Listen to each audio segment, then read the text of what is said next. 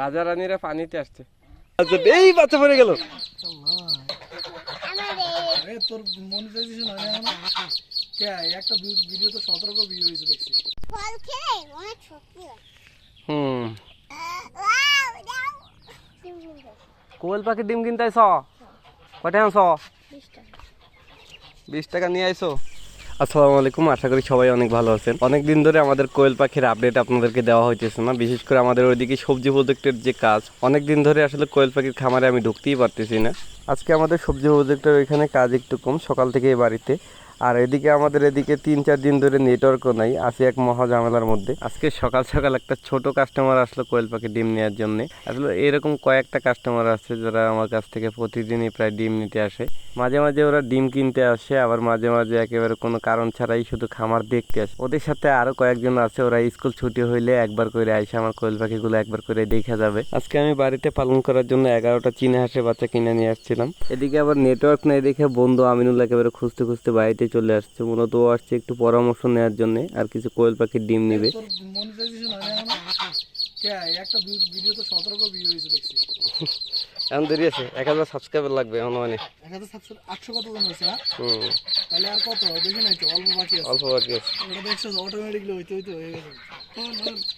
যখন চ্যানেল দাঁড়ায় দেবো তোর ব্যবসা বাণিজ্যের ইয়ার হিসাবে আমার নিজ ক্যামেরা হিসাবে নিজ। আচ্ছা এই বাচ্চা পড়ে গেল। তো ও যখন এই বাচ্চাগুলো দেখছে ওর পছন্দ হয়ে গেছে, ও আবার এখান থেকে 4টে বাচ্চা নিয়ে নিছে আমার কাছ থেকে।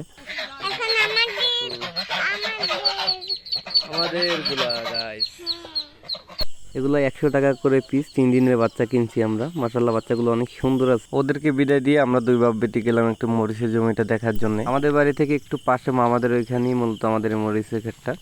গতকালকে রাত্রে প্রচুর পরিমাণে বৃষ্টি হয়েছে, আসলাম একটু মরিচ ক্ষেতটা দেখার জন্য। এই কয়েকদিনে মোটামুটি ভালো পরিমাণে পানি বাড়ছে। সামনের এই টিলায় আমাদের বাড়ি। রাজা রানীরা পানিতে চলে আসলো কেন? হ্যাঁ মালিক আইছে। রাজা রানীরা পানিতে আসছে।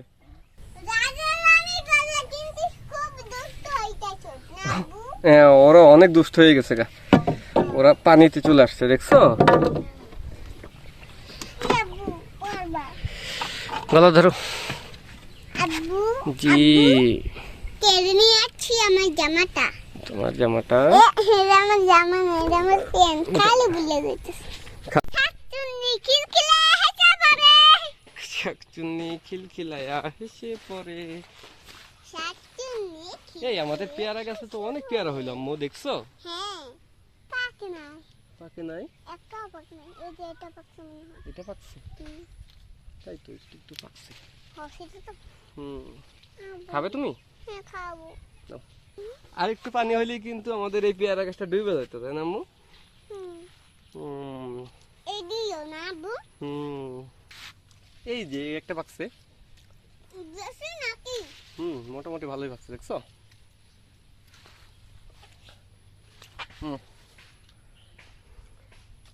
পাকছে ড্রাগন। ওই যে পাকছে। এইখানে একটা না, একটা পাকছে।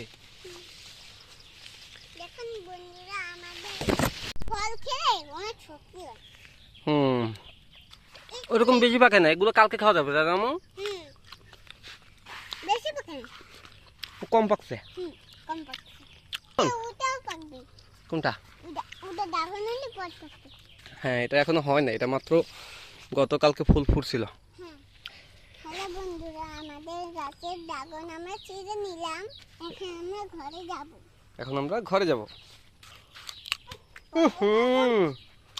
দেখ ফালাই দিলা? শয়তান ড্রাগন একটা।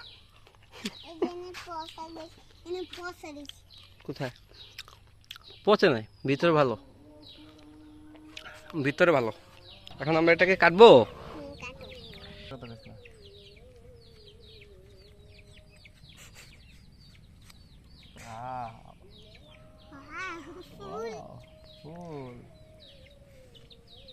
তুমি এটা আচার দিয়ে কি করছো দেখছো?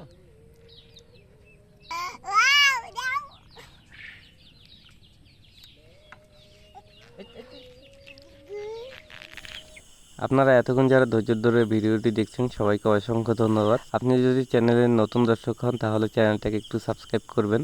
ভিডিওটি ভালো লাগলে লাইক, কমেন্ট এবং শেয়ার করতে পারেন। ইনশাআল্লাহ দর্শক, দেখা হচ্ছে পরবর্তী ভিডিওতে। সেই পর্যন্ত সবাই ভালো থাকেন, সুস্থ থাকেন। আসসালামু আলাইকুম, আল্লাহ হাফেজ। অনেক টেস্টি তাই না আম্মু? বৃষ্টির মধ্যে কিন্তু অনেক মিষ্টি।